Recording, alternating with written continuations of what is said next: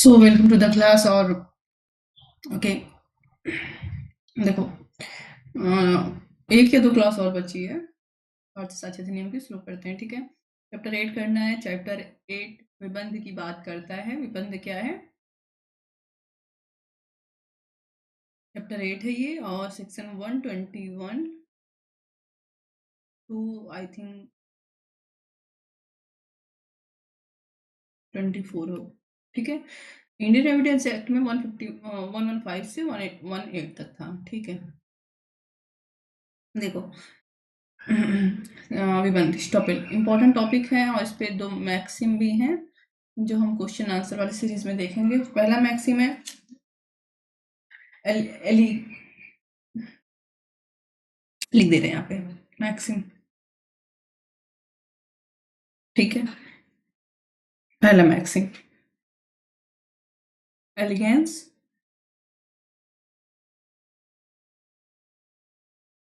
कॉन्ट्रेमा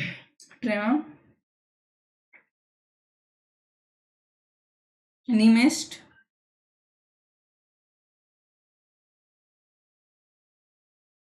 audience. इसका मतलब होता है, इसका मतलब होता है कि वह व्यक्ति जो हमेशा विरोधाभासी बातें करता है, वह व्यक्ति जो हमेशा विरोधाभासी बातें करता है, उसको सुना नहीं जाना चाहिए, सुना नहीं जाना चाहिए।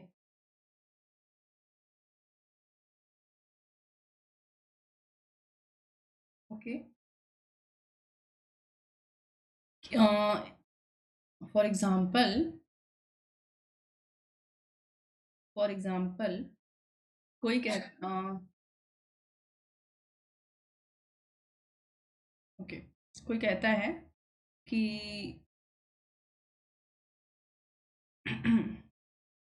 महिला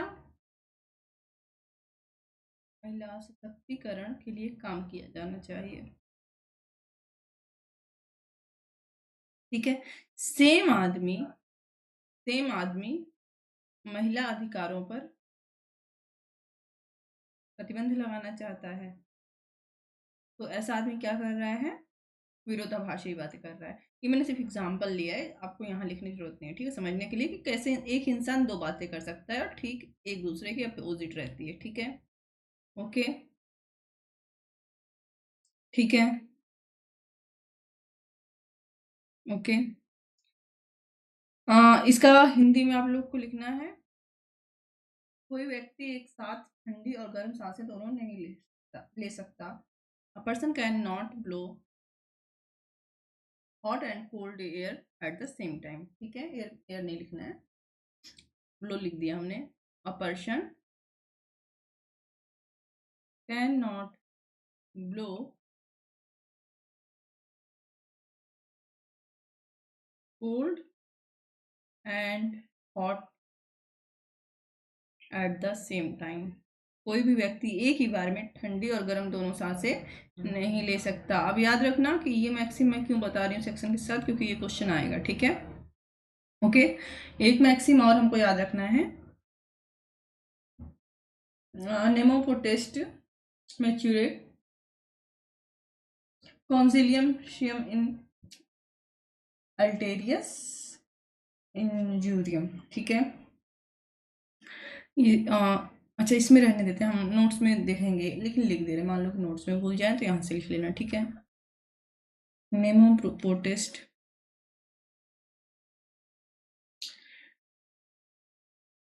मैच्यूर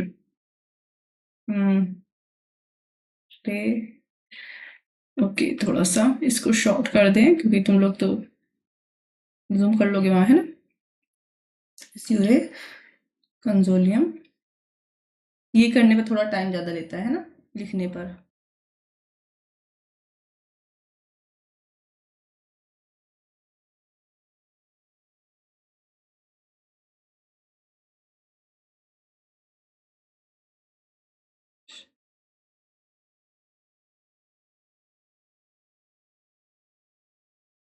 इसका मतलब हम बता दे रहे, लिखेंगे नहीं क्योंकि हम लोग को आगे बढ़ना है। और इसका मतलब होता है कि कोई व्यक्ति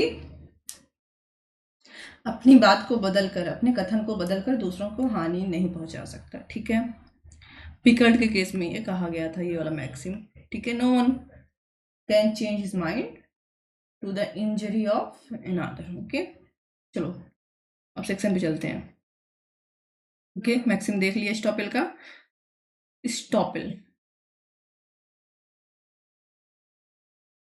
ठीक है, सेक्शन 115 इंडियन एविडेंस एक्ट और 121 बीएसए क्या कहता है, जब एक व्यक्ति अपनी घोषणा, कार्य, लोप द्वारा, क्या है, एक व्यक्ति है, कोई भी व्यक्ति है, ठीक है, एक व्यक्ति क्या कर रहा है, एनी पर्सन, किसी कार्य द्वारा, किसी लोप के द्वारा या किसी घोषणा के द्वारा, ठीक है, अन्य व्यक्ति को यह विश्वास कराता है कि या कर लेने दिया है कि कोई बात सत्य है। कार्य, लोप या घोषणा द्वारा क्या करता है, सत्य होने का किसी बात का किसी अन्य व्यक्ति को विश्वास कराता है, विश्वास कराता है या कर लेने देता है। अर्थात अगर वो कंफ्यूजन में है और वो भरोसा कर रहा है तो ये उसको टोकते नहीं, अगर ये जानते हैं कि झूठ है तब भी, ठीक है, कर लेने देता है। ठीक है, ओके, और ऐसे विश्वास पर कार्य करता है या करने दिया है, तब ना तो उसे और ना उसके प्रतिनिधि को अपने और ऐसे व्यक्ति के या उसके प्रतिनिधि के बीच किसी वाद या कार्यवाही में उस वाद की सत्यता से इनकार नहीं करने दिया जाएगा। ठीक है, ठीक है, फिर बोल रहा है ये व्यक्ति जो है, ये व्यक्ति, ये जो दूसरा वाला व्यक्ति है, ये क्या करता है, इस विश्वास के कारण पर, इस विश्वास के कारण कोई कार्य करता है, कार्य करता है, ठीक है,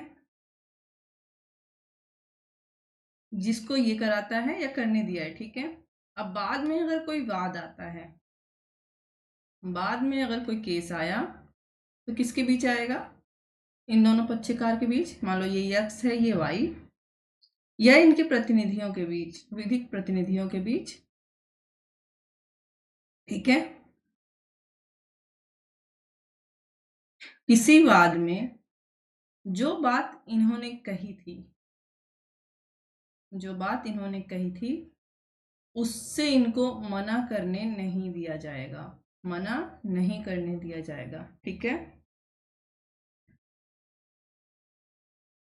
ये वाला एग्जाम्पल हमने कई बार देखा है, फिर से देख लेते हैं। अब देखो एग्जाम्पल, मान लो ए के पास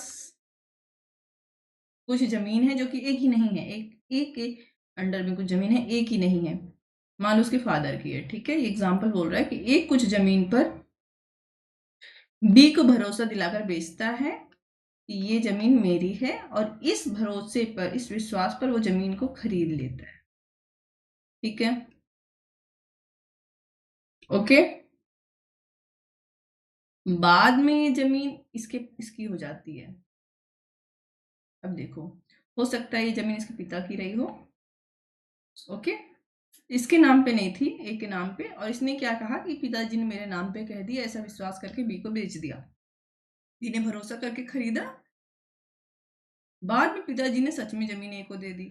ठीक है, अब बी को वो जमीन ए से चाहिए, ठीक है, बी को वो जमीन ए से चाहिए। ए कहता है जब तुमने मुझसे जमीन खरीदी थी तब वो जमीन मेरे पास नहीं थी। ठीक है, कोर्ट इसके लिए मना करता है, कहता है नहीं, अब आपको ये साबित नहीं करने दिया जाएगा कि उस समय जमीन आपकी नहीं थी। ठीक है, आपको अपनी बात से पीछे नहीं हटने दिया जाएगा, अपनी बात को वापस नहीं लेने दिया जाएगा। अगर आपकी बात पर भरोसा करके किसी व्यक्ति ने कोई कार्य किया था, ठीक है, ओके। सेक्शन 112 ये भी विबंध से संबंधित है। देखो सेक्शन 122 ठीक है, किराएदार का और कब्जाधारी व्यक्ति के अनुज्ञप्तिधारी का विबंध। अचल संपत्ति के किसी भी किराएदार को ऐसे किराएदार से व्युत्पन्न अधिकार का दावा करने वाले व्यक्ति को ऐसी किराएदारी के चालू रहते हुए या उसके पश्चात किसी भी समय इसका इनकार नहीं करने दिया जाएगा कि ऐसे किराएदार के भूस्वामी का ऐसी अचल संपत्ति पर उस किराएदारी के आरंभ पर हक था तथा किसी भी व्यक्ति को जो किसी अचल संपत्ति पर उस पर कब्जाधारी व्यक्ति की अनुज्ञप्ति द्वारा आया है इसका इनकार नहीं करने दिया जाएगा कि ऐसे व्यक्ति का उस समय जब ऐसी अनुज्ञप्ति दी गई थी ऐसे कब्जे का था। ठीक है,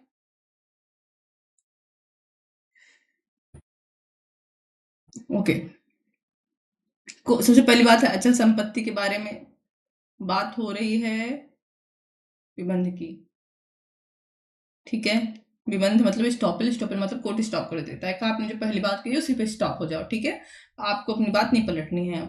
ठीक है, अब इसमें दो लोगों की बात हो रही है। एक बोल रहा है कि मान लो कोई किराएदार है, ठीक है, वो एक मकान में किराए पर रहता था, मकान में किराए पर रहा है, क्या रहता था, ठीक है, या रहता था। ठीक है, ओके। ये किराएदार ये नहीं कह सकता कि जिससे उसने किराए पर लिया है मकान उसका जो भूस्वामी है, ठीक है, भूस्वामी है, ठीक है, ये असलियत में उस भूस्वामी की प्रॉपर्टी नहीं है। ठीक है, ओके। ये देखो कि ऐसे किराएदार के भूस्वामी का ऐसी चल संपत्ति पर उस किराएदारी के आरंभ पर हक था। ठीक है, तो भूस्वामी की परिस्थिति को स्थिति को नकारने नहीं दिया जाएगा। ठीक है, एग्जाम्पल तो नहीं दिया, हम बता रहे हैं। मान लो कि एक्स किराएदार है, उस पर वाई जो भूस्वामी है, मालिक है, वो केस लाता है किराए के लिए। ठीक है, एक्स कहता है ये तो मकान मालिक ही नहीं है, इनको काहे किराया देंगे हम। ठीक है, कोर्ट ने कहा तो तुमने घर किससे किराया पे लिया था, एक्स ने कहा वाई से लिया था।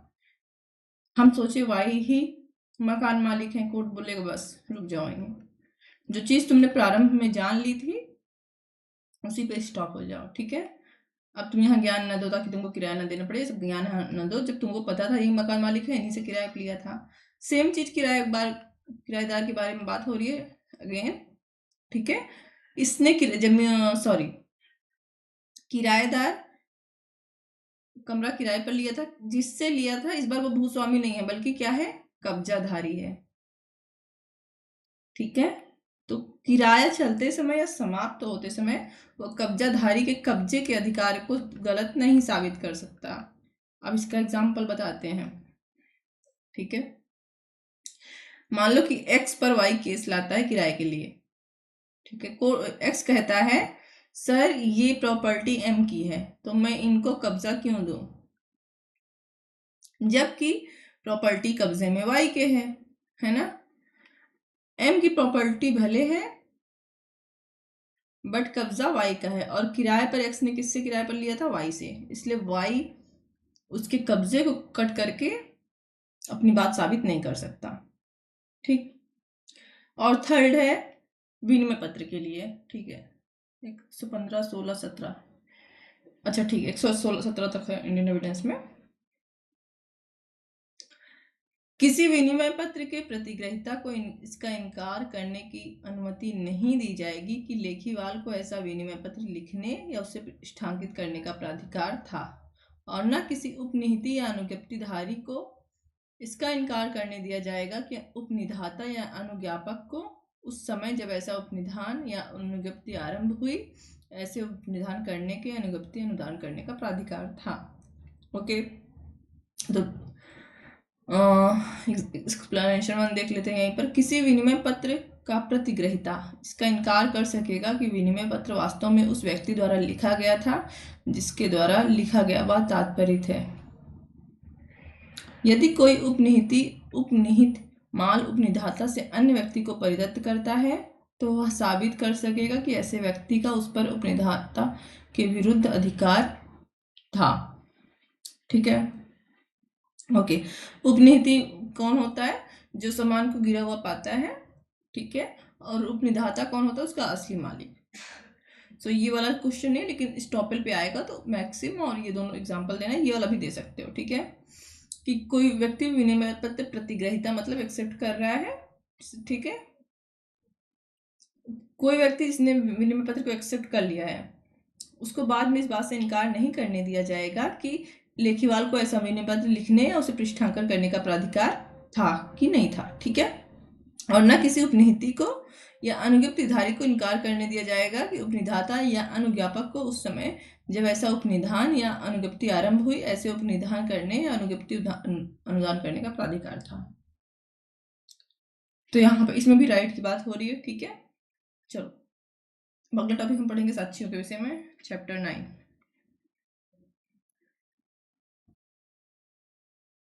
चैप्टर 9 साक्ष्य के विषय में।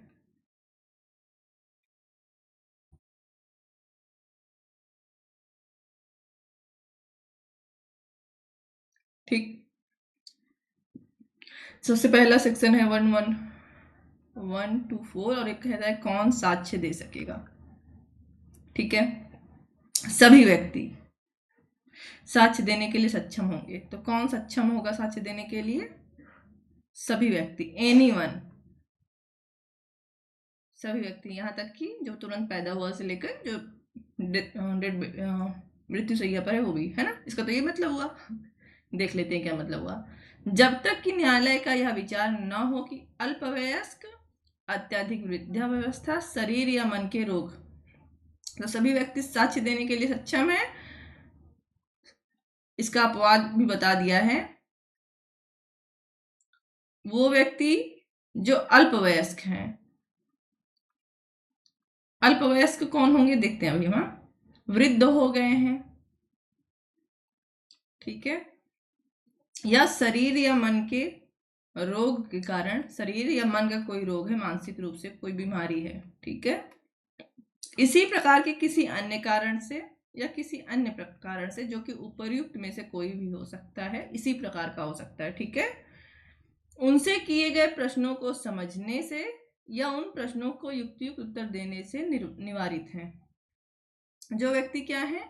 अल्पवयस्क, वृद्धावस्था, शरीर या मन के रोग या अन्य कारण से अगर उनसे कोई प्रश्न किया जाता है, ठीक है, तो या तो प्रश्न को समझ नहीं सकते या उसका युक्तियुक्त उत्तर नहीं दे सकते।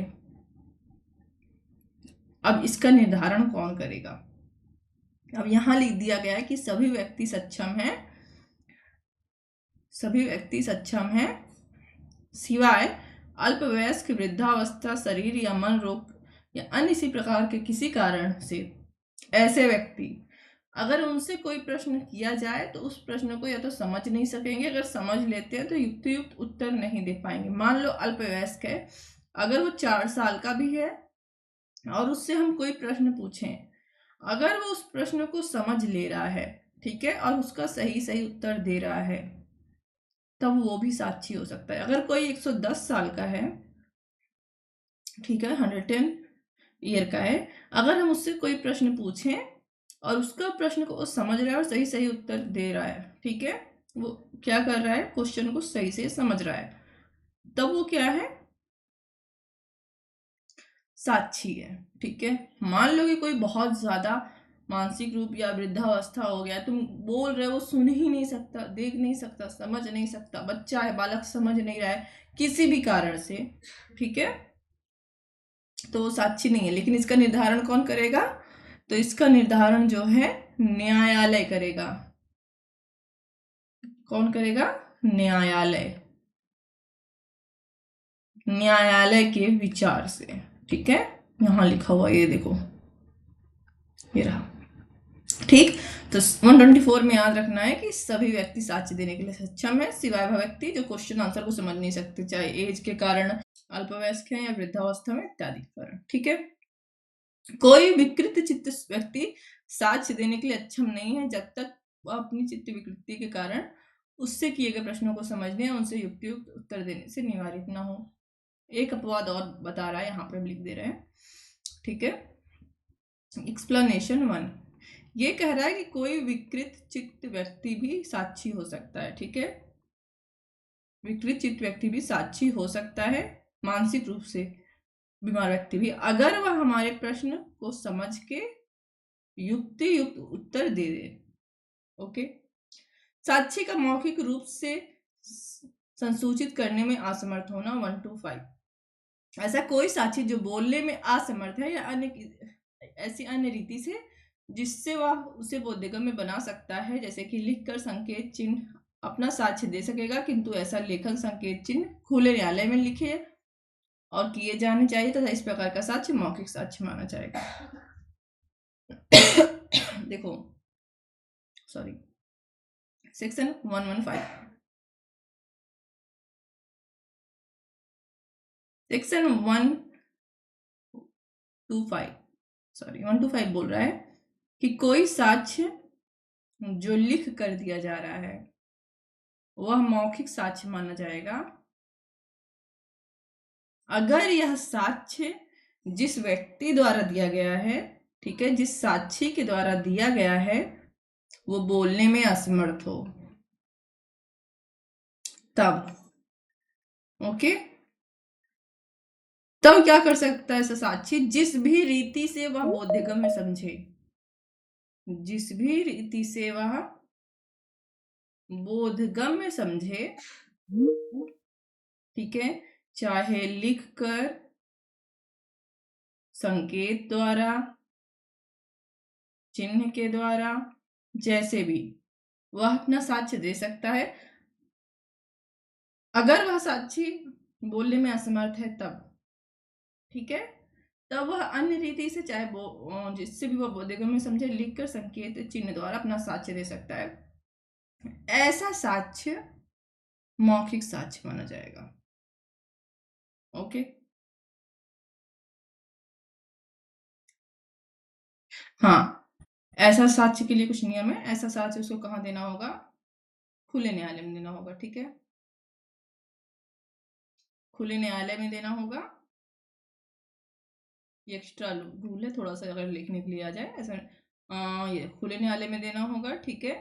और दूसरा, द्विभाषीय या विशेष शिक्षक की सहायता ले सकेगा न्यायालय ऐसे कथन को संसूचित करने के लिए। ठीक है,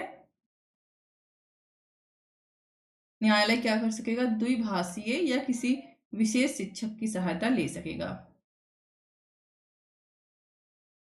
हो सकता है वह व्यक्ति साइन लैंग्वेज का यूज कर रहा है, बोलने में असमर्थ है, ठीक है, तो साइन लैंग्वेज का यूज कर रहा है, तो वहां पे क्या करेगा? विशेष शिक्षक जिसको साइन लैंग्वेज आता होगा, न्यायालय उसकी सहायता ले लेगा। ओके, चलो अब देखते हैं पति और पत्नी के रूप में। ओके, सेक्शन 126 हस्बैंड और वाइफ, ठीक है, कब साक्षी होंगे? सभी सिविल कार्रवाइयों में वाद के पक्षकार और वाद के किसी पक्षकार का पति या पत्नी सक्षम साक्षी होंगे। ठीक है, तो पहला सभी सिविल कार्यवाहियों में, सभी सिविल कार्यवाहियों में, ठीक है। दूसरा, किसी व्यक्ति के विरुद्ध दांडिक कार्यवाहियों में ऐसे व्यक्ति का क्रमशः पति या पत्नी सक्षम साक्षी होगा। किसी व्यक्ति के विरुद्ध दांडिक कार्यवाही में ऐसे व्यक्ति का, बहुत ध्यान से देखना, ठीक है, क्रिमिनल केस चल रहा है, ठीक है,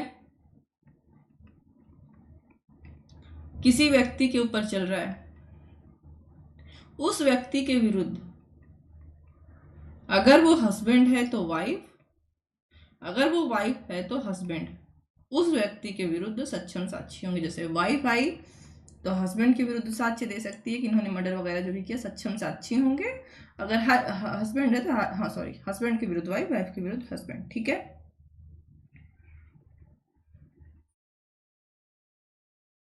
ओके। न्यायाधीश और मजिस्ट्रेट, ये 127 है, याद रखना है। ठीक है, कोई भी न्यायाधीश या मजिस्ट्रेट न्यायालय में ऐसे न्यायाधीश या मजिस्ट्रेट के नाते अपने स्वयं के आचरण के बारे में या ऐसी किसी बात के बारे में जिनका ज्ञान उसे ऐसे न्यायाधीश या मजिस्ट्रेट के नाते न्यायालय में हुआ, किन्हीं प्रश्नों का उत्तर देने के लिए किसी भी न्यायालय में विशेष आदेश के सिवाय जिसके वह अधीनस्थ है विवश नहीं किया जाएगा, किंतु अन्य बातों के बारे में जो उसकी उपस्थिति में उस समय घटित हुई जब वह ऐसा कार्य कर रहा था उसकी परीक्षा की जा सकेगी।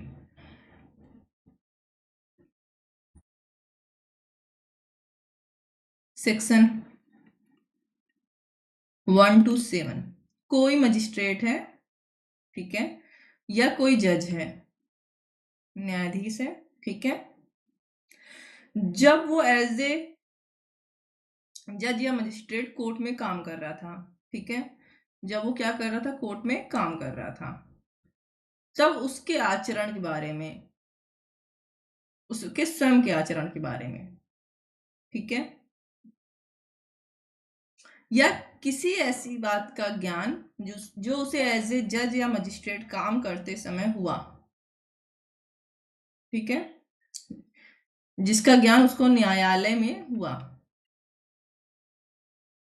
साक्ष्य देने के लिए मजबूर नहीं किया जाएगा। ठीक है, साक्ष्य मतलब प्रश्न नहीं पूछा जाएगा उनसे। ठीक है, प्रश्नों का उत्तर देने के लिए, प्रश्नों का उत्तर मतलब साक्ष्य देने के लिए विवश नहीं किया जाएगा। इसका भी अपवाद है। कब उत्तर देने के लिए उसे कहा जा सकता है, तो जिस न्यायालय के वो अधीनस्थ होगा, जिस न्यायालय के वो न्यायालय अधीनस्थ होगा, वो जज अधीनस्थ होगा, ठीक है, उसके विशेष आदेश पर, अगर उससे जो सीनियर न्यायालय है उसने विशेष आदेश दे दिया, ठीक है आप बता दो, तब उससे प्रश्नोत्तर किया जा सकता है। दूसरा, एज ए मजिस्ट्रेट या जज उसकी उपस्थिति में अगर कोई घटना घटित हुई है, ठीक है, एज ए मजिस्ट्रेट उसकी उपस्थिति में कुछ घटना घटित हुई, उसके बारे में उससे परीक्षा की जा सकती है, अर्थात उससे क्वेश्चन आंसर किया जा सकता है। ठीक, एग्जाम्पल देखो, सेशन न्यायालय के समक्ष अपने विचारण में ए कहता है कि मजिस्ट्रेट बी द्वारा अभिसाक्ष्य अनुचित रूप से लिया गया था। इसके बारे में प्रश्नों का उत्तर देने के लिए ए को किसी वरिष्ठ न्यायालय के विशेष आदेश के सिवाय विवश नहीं किया जा सकता। ठीक है,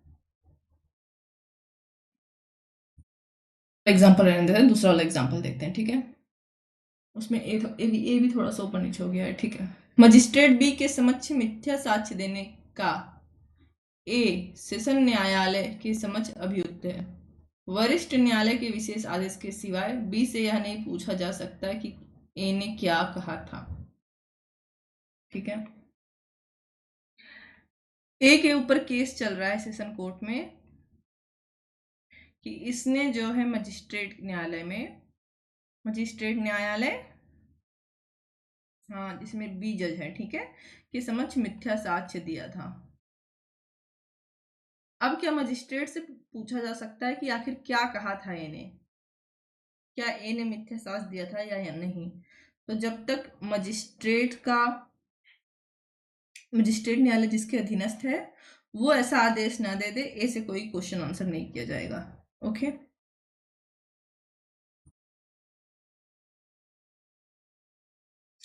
ए सेशन न्यायालय के समक्ष इसलिए अभियुक्त है कि उसने सेशन न्यायाधीश बी के समक्ष विचारित होते समय किसी पुलिस अधिकारी की हत्या करने का प्रयत्न किया था। ठीक है, एग्जाम्पल नंबर सी देखो, ये बढ़िया है, ये समझ में आ जाएगा। अब देखो एग्जाम्पल नंबर सी कहता है कि ए का सेशन न्यायालय में विचारण हो रहा है। सेशन न्यायालय ये मान लो एक्स सुल्तानपुर का सेशन न्यायालय, यहाँ जज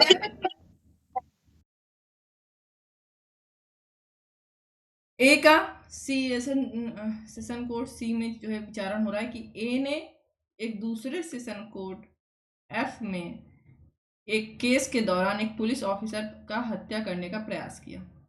ये घटना किस कोर्ट में हुई? सेशन कोर्ट एफ में। ठीक है, यहाँ के न्यायाधीश से प्रश्न किया जा सकता है कि क्या सच में ऐसा हुआ, तब यहाँ के न्यायाधीश को चलो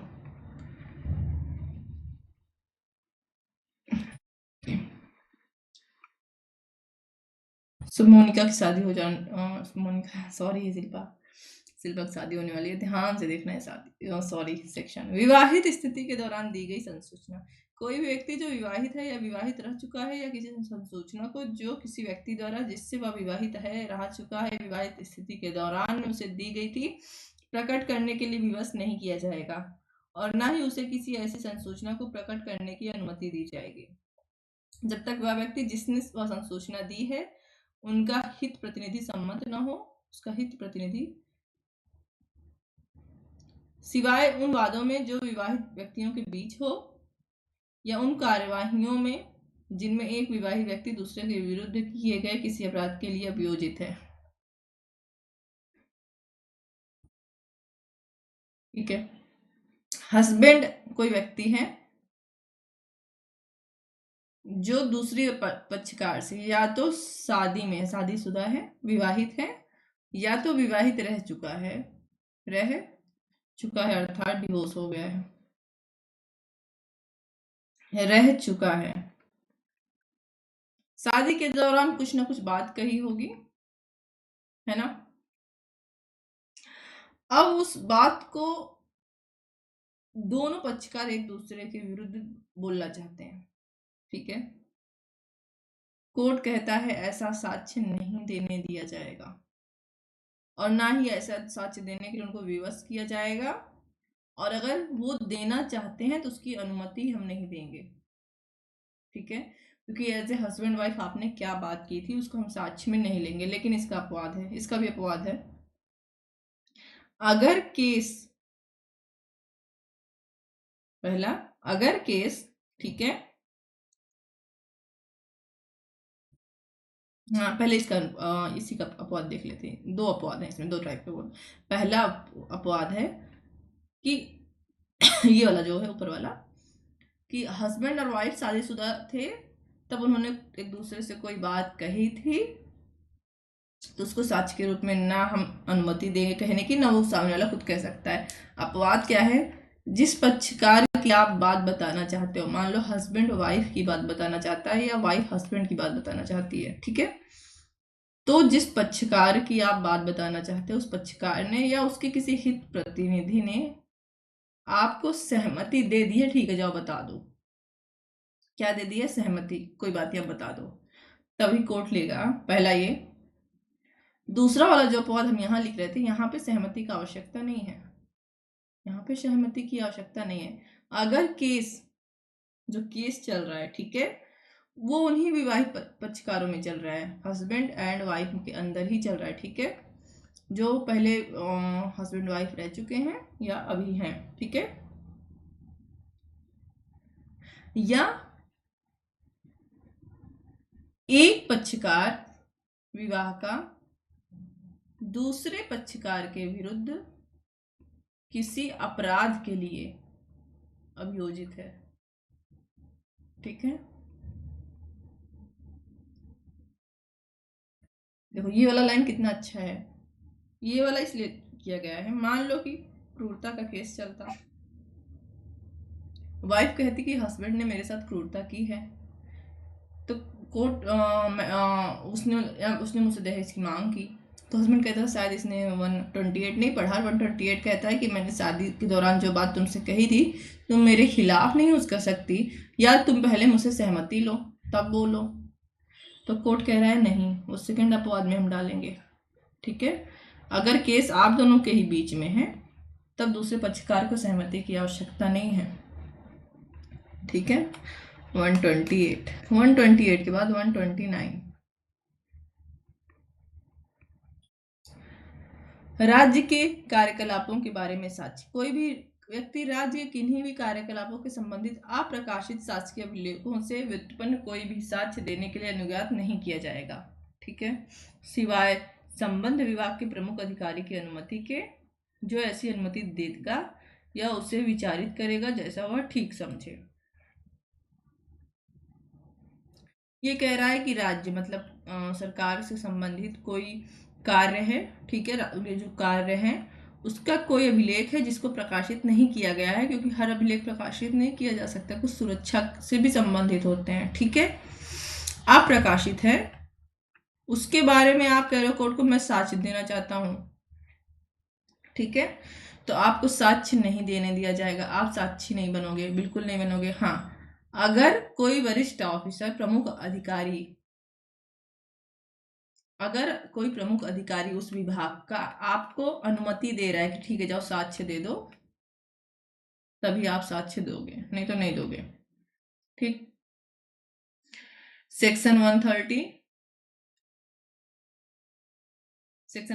कहता है शासकीय संसूचनाएं, कोई भी लोक अधिकारी उसे शासकीय विश्वास में दी हुई संसूचनाओं को प्रकट करने के लिए विवश नहीं किया जाएगा जब वह समझता है कि उस प्रकटन से लोकहित को हानि होगी, ठीक है। शासकीय संसूचनाओं के लिए किसी अधिकारी को बाध्य नहीं किया जाएगा। अगर उस लोक अधिकारी को लगता है कि अगर उसने ये बात साक्ष्य में बताई तो क्या हो सकती है, लोक हानि हो सकती है, ठीक है, पब्लिक को हानि हो सकती है, तो आप उसको विवश नहीं करोगे। सेक्शन 131 अपराधों के बारे में सूचना, ये बहुत अच्छा सेक्शन है, इसको याद रखना। कोई भी मजिस्ट्रेट या पुलिस ऑफिसर यह कहने के लिए विवश नहीं किया जाएगा किसी अपराध को किए जाने के बारे में उसे कोई सूचना कब मिली, और किसी भी राजस्व अधिकारी को यह कहने के लिए विवश नहीं किया जाएगा कि उसे लोक राजस्व के विरुद्ध किसी अपराध के बारे में सूचना कब मिली, ठीक है। आगे राजस्व अधिकारी की परिभाषा दी गई है, तो मजिस्ट्रेट हो गया या कोई पुलिस ऑफिसर हो गया या कोई राजस्व अधिकारी हो गया, ठीक है। इनसे ये नहीं पूछा जाएगा कि जो इस अपराध का आप केस चला रहे हो, इस अपराध के बारे में सूचना कब मिली, आपको सूचना कब मिली। यहाँ देखो सूचना कब मिली से मतलब समझ रहे हो, यहाँ पर मतलब होगा राजस्व अधिकारी के बारे में भी कि कैसे मिली, ठीक है। हो सकता है पुलिस ने कोई जासूस लगा के रखा हो, है ना, और अगर उस ऑफिसर से ने या मजिस्ट्रेट ने बता दिया सबके सामने तो उस व्यक्ति की या पुलिस की जो एक ब्रांच है पूरी जासूसों की, उसको खतरा हो सकता है ना, इसलिए उनके ऊपर दबाव नहीं डाला जा सकता कि बताइए आपको इस अपराध के बारे में जानकारी कब मिली, किसने बताया, है ना। वृत्तिक संसूचनाएं मतलब वो संसूचनाएं जो रोजगार से के टाइम पे की गई हों, ठीक है। ये संसूचना वकीलों के लिए बहुत आवश्यक है, ये वाला सेक्शन देखना। देखो सबसे पहले सबसेक्शन 1 बोलता है कोई भी अधिवक्ता अपने मुवक्किल की अभिव्यक्त सम्मति के सिवाय, अधिवक्ता है कोई भी वकील है, ठीक है, एडवोकेट लिख दे रहे हैं यहाँ पे, जो उसका मुवक्किल है जो केस उसके पास लेकर आया था, ठीक है, उसकी सहमति के बिना ऐसी किसी संसूचना को प्रकट करने के लिए जो उसे ऐसे अधिवक्ता की हैसियत में सेवा के अनुक्रम में, जो उसे एज ए एडवोकेट, याद रखना एज एन एडवोकेट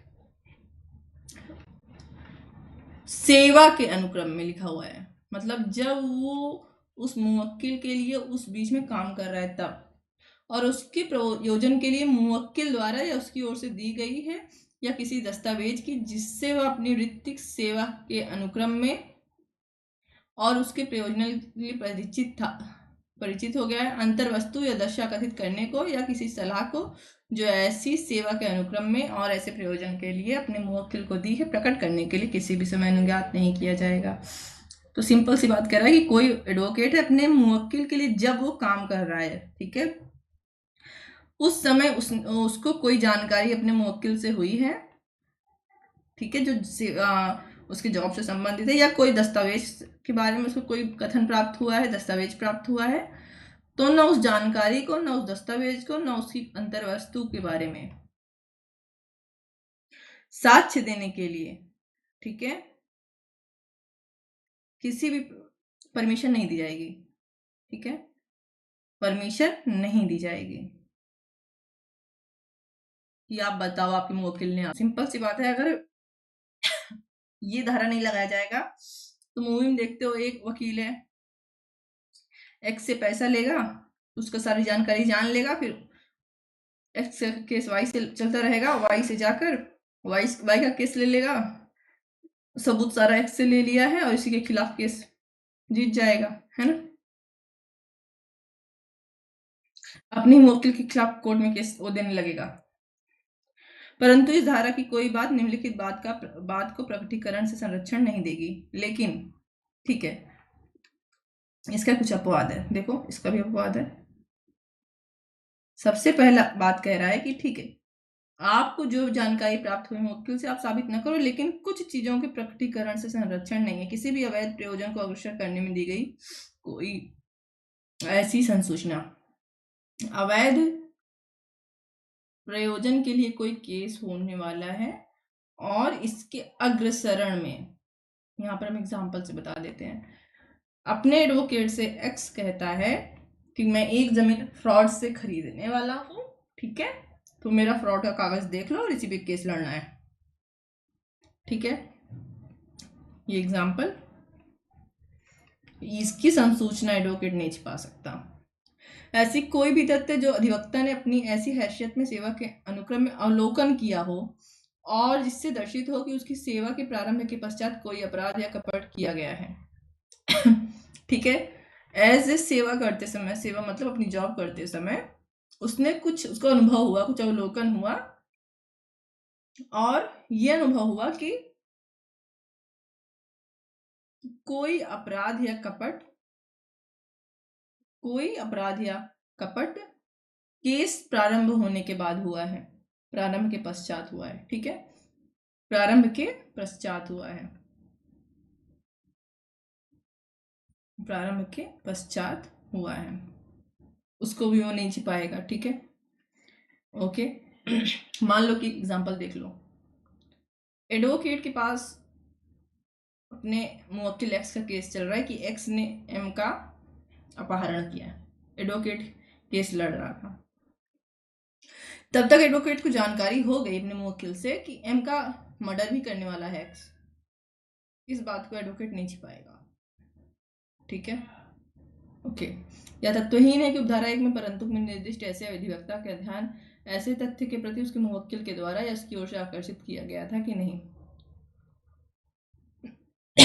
सॉरी, इस धारा में कथित बाध्यता वृत्तिक सेवा के समाप्त हो जाने के पश्चात भी बनी रहती है। तो एक्सप्लेनेशन बोल रहा है कि मान लो कि अब आप उसके वकील नहीं रह गए, आप उसके वकील नहीं रह गए हो, तो इसका मतलब ये नहीं जाकर आप सारी बात बता दोगे या अपने मुवक्किल को ब्लैकमेल करो कि देखो अब तो मैं तुम्हारा वकील हूं नहीं, अगर तुम मुझे इतना पैसा नहीं दोगे तो मैं कोर्ट में तुम्हारे खिलाफ बोल दूंगा। नहीं, कोर्ट मना करती है, अगर आप एडवोकेट नहीं भी रह गए हो तब भी आप उस बात को नहीं बताओगे, ठीक है, ओके। सेक्शन 133, स्वेच्छा साक्ष्य देने के विशेषाधिकार का अभ्युदयन नहीं होना। अच्छा, इस सेक्शन में 132 में एक सेक्शन सब सेक्शन 3 कहता है, इस धारा के ऊपर अधिवक्ताओं के निर्वचनकर्ताओं और लिपिकों या कर्मचारियों के लागू होंगे, ठीक। 133, यदि किसी बात का कोई पक्षकार स्वप्रेरणा से ही अन्यथा उसमें साक्ष्य देता है तो यह नहीं समझा जाएगा कि उसने ऐसे प्रकटन के लिए, जैसा धारा 132 में समझने से सम्मति दे दी है।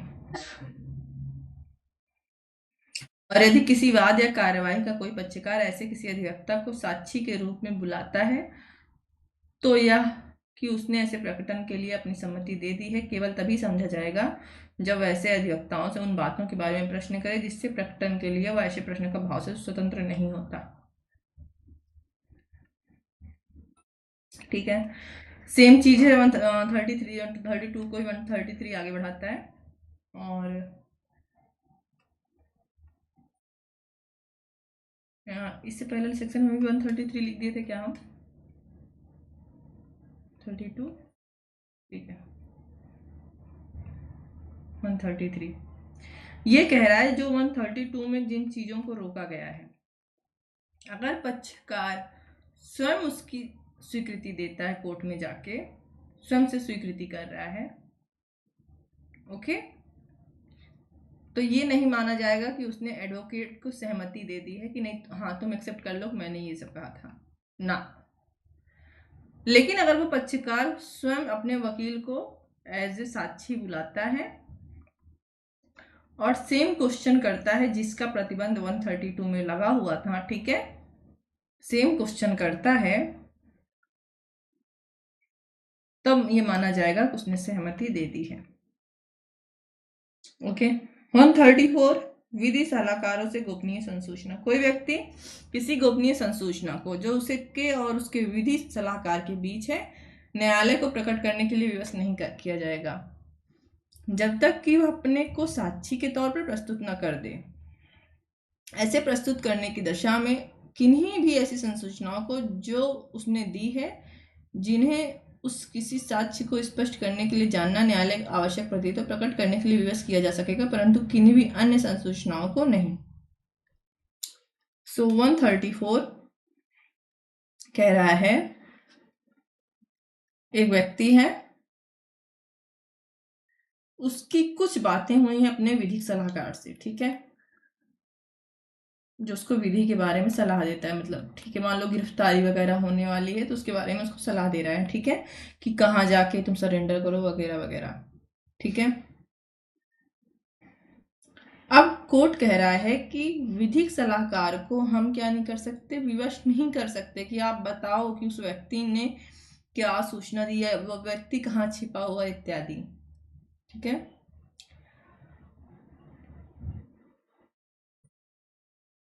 हाँ, अगर वह विधिक सलाहकार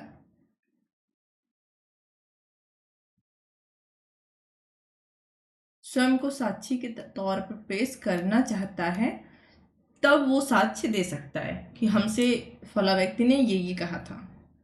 विवश नहीं किया जाएगा, विवश नहीं किया जाएगा। अब वो साक्षी के तौर पे जब आ जाता है तब भी उससे न्यायालय सिर्फ वही प्रश्न पूछेगा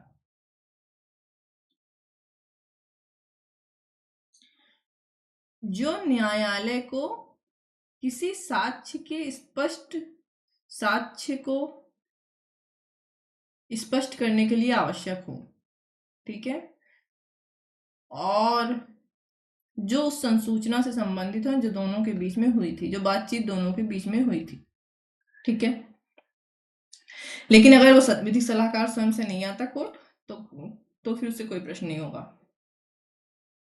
सेक्शन 135 जो साक्षी पक्षकार नहीं है कि उसके हक विलेखों को प्रस्तुत किया जाना। कोई भी साक्षी जो वाद का पक्षकार नहीं है किसी संपत्ति संबंधी अपने हक विलेखों को या किसी ऐसे दस्तावेज को जिसके बल पर वह गिरवीदार या बंधकदार के रूप में कोई संपत्ति धारण करता है या किसी दस्तावेज को जिसका प्रस्तुतिकरण उसे अपराध में फंसाने की प्रवृत्ति रखता है प्रस्तुत करने के लिए विवश नहीं किया जाएगा जब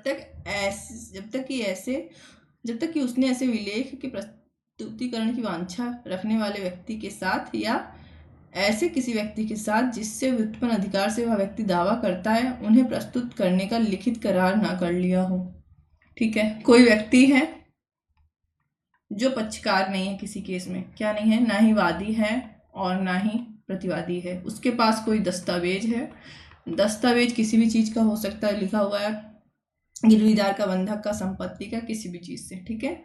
और अगर ये दस्तावेज इस व्यक्ति ने पेश किया तो इसको अपराध में फंसने के चांसेस हैं, ठीक है, अपराध में फंस सकता है।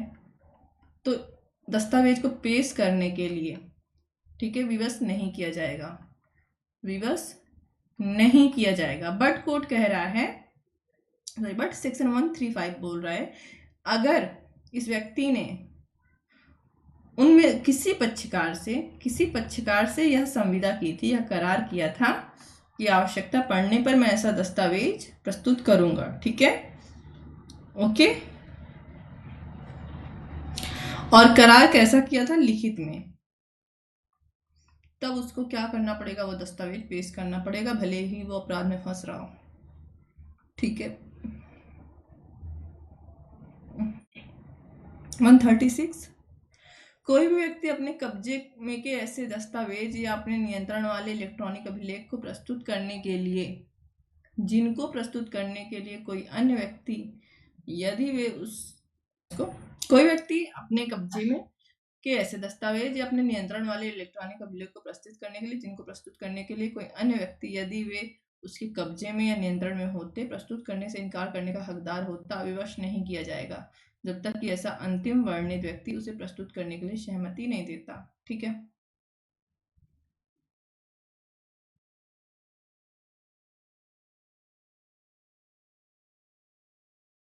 सेक्शन 136, कोई दस्तावेज है, दस्तावेज और इलेक्ट्रॉनिक अभिलेख भी इसमें सम्मिलित है। ठीक है, ये किसी के कब्जे या नियंत्रण में है। ठीक है, और यह व्यक्ति इसको प्रस्तुत नहीं करना चाहता, तो इसको हम नहीं तब तक कहेंगे अन्य व्यक्ति है। ठीक है, यहाँ ध्यान देना, अभिलेख को प्रस्तुत करने के लिए, जिनको प्रस्तुत करने के लिए कोई अन्य व्यक्ति, यदि वे उसके कब्जे या नियंत्रण में होते, प्रस्तुत करने से इनकार करने का हकदार होता, विवश नहीं किया जाएगा जब तक कि ऐसा अंतिम वर्णित व्यक्ति उन्हें प्रस्तुत करने के लिए सहमति नहीं दे देता। ठीक है, अन्य व्यक्ति एक्स, अभी पहले सेक्शन समझ लो फिर समझ बताते हैं। मान लो कि एक्स पक्षकार है, एक्स क्या है, पक्षकार है, एक दस्तावेज या इलेक्ट्रॉनिक इसके पास है, इसके पास रखा हुआ है, बट होना किसके पास चाहिए था, इसके पास। ठीक है, किसी कारण से इसके पास है। ठीक है, अब कोर्ट कह रही है ये जो है व्यक्ति, अगर इसके पास होता और प्रस्तुत करने को कहा जाता तो प्रस्तुत करने से मना करने का हकदार होता, मना करने का हकदार होता। ठीक है, लेकिन इसके कब्जे में नहीं है, कब्जे में इसके है। ठीक है, तो इससे पूछा जाएगा कि क्या ये दस्तावेज पेश कर दिया जाए जब तक ये व्यक्ति सहमति नहीं दे देता,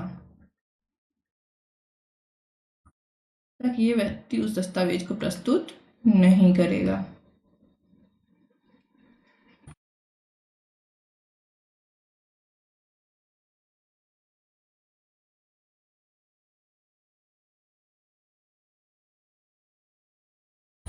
चलो, एक साक्षी है, साक्षी है, चाहे सिविल या दांडिक केस, चाहे सिविल हो या क्रिमिनल, किसी भी केस में। ठीक है, विवाद्यक विषय से सुसंगत किसी भी विषय के बारे में किसी प्रश्न का उत्तर देने से इस आधार पर क्षम्य नहीं होगा कि ऐसे प्रश्न का उत्तर साक्षी को अपराध में फंसाएगा या उसकी प्रवृत्ति प्रत्यक्षता या अप्रत्यक्षता अपराध में फंसाने वाली होगी।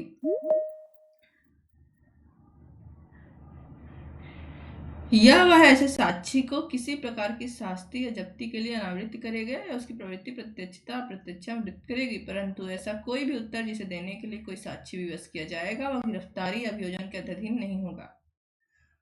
न ऐसे उत्तर द्वारा मिथ्या साक्ष्य देने के लिए अभियोजन के सिवाय वह उसके विरुद्ध किसी दांडिक कार्रवाइयों में साबित किया जाएगा। ठीक है, कोई साक्षी है, ओके, उससे कोई प्रश्न किया जा रहा है, अगर वो उस प्रश्न का उत्तर दे दे, साक्षी क्रिमिनल केस में भी हो सकता है, सिविल केस में भी, तो चांस है कि उसका उत्तर देने पर वह साक्षी खुद ही किसी क्रिमिनल केस में फंस जाए, किसी क्रिमिनल केस में फंस जाए। ठीक है, या उसके ऊपर कोई जुर्माना लग जाए। ठीक है, या उसकी कोई प्रॉपर्टी की जब्ती हो जाए। ठीक है, हो सकता है प्रश्न से का उत्तर देने से ये सब हो भी सकता है या इसके चांसेस हैं। ठीक है, ऐसी प्रवृत्ति का प्रश्न है। ओके, नाउ कोर्ट, अब क्या किया जाएगा, साक्षी को उत्तर नहीं देने दिया जाएगा। कोर्ट कह रहा है नहीं, उसको उत्तर देने से माफी नहीं दी जाएगी, क्षम्य नहीं होगा, उसको उत्तर देना पड़ेगा। अब देखो, इतना हो गया, तो अब साक्षी तो झूठ भी बोल सकता है ना। तो कोर्ट कह रहा है अब मान लो उसके ऊपर केस, उसने कोई गवाही दी, और वो सच में उसके ऊपर कोई केस साबित हो गया या कोई फाइन या जब्ती लागू हो गई, ठीक है, किसी अपराध में वो फंस गया, ठीक है। तो सेकेंड वाला प्रोवाइजो देखो, ये प्रोवाइजो कह रहा है, प्रोवाइजो कह रहा है कि अगर साक्षी को विवश किया गया है, ठीक है, और वो किसी क्रिमिनल केस में फंस गया, उसने साक्ष्य दिया और वो भी उसके विरुद्ध भी कुछ अपराध साबित हो गए, ठीक है, तो उसके खिलाफ कोई गिरफ्तारी या अभियोजन नहीं होगा। अगर वो साक्षी था तो अभियोजन नहीं होगा, ये लिखा हुआ है, ठीक है। दूसरा बोल रहा है, मान लो कि उसने मिथ्या साक्ष्य दिया हो ताकि वो बच जाए, है ना, ओके। हो सकता है उसने कुछ झूठा बोल दिया ताकि मैं मेरे खिलाफ कोई केस साबित ही ना हो, जबकि उसके खिलाफ कोई कार्रवाई नहीं होती, भले वो क्रिमिनल साबित हो जाता, ठीक है, कोई कार्रवाई नहीं होती, तो उसने डर डर के मारे क्या कर दिया, मिथ्या साक्ष्य दे दिया, ओके। कोर्ट कह रहा है अब उसके खिलाफ सिर्फ एक दंडिक कार्रवाई होगी, वो है मिथ्या साक्ष्य का देना, ठीक है, सिर्फ मिथ्या साक्ष्य का उसके ऊपर अभियोजन चलेगा, किसका, जो है झूठा मिथ्या साक्ष्य, अपने आप में एक अपराध है आईपीसी और बीएनएस में मिथ्या साक्ष्य देना, ठीक है, ओके। सह अपराधी 138, सह अपराधी किसी अभियुक्त व्यक्ति के विरुद्ध सक्षम साक्षी होगा और कोई दोष सिद्धि इसलिए वैध नहीं होगी कि वह किसी सह अपराधी की संपुष्ट परिसाक्ष्य के आधार पर की गई है। सेक्शन 138, सह अपराधी कौन होता है, जैसे कई लोग मिलकर एक साथ अपराध करें, ठीक है, सह अपराधी हो गए, है ना, उसमें से एक व्यक्ति क्या करे, सरकारी गवाह बन जाए, ठीक है, तो सह अपराधी भी क्या होगा, सक्षम साक्षी होगा, ओके, सक्षम साक्षी होगा और उसके साक्ष्य पर अगर कोई दोष सिद्धि की जाती है, ठीक है,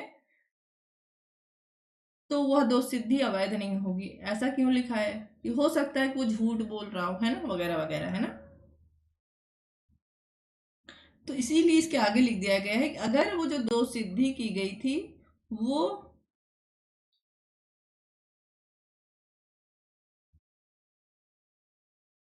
इस सह अपराधी के साक्ष्य पर की गई थी, है ना, परिसाक्ष्य पर की गई थी,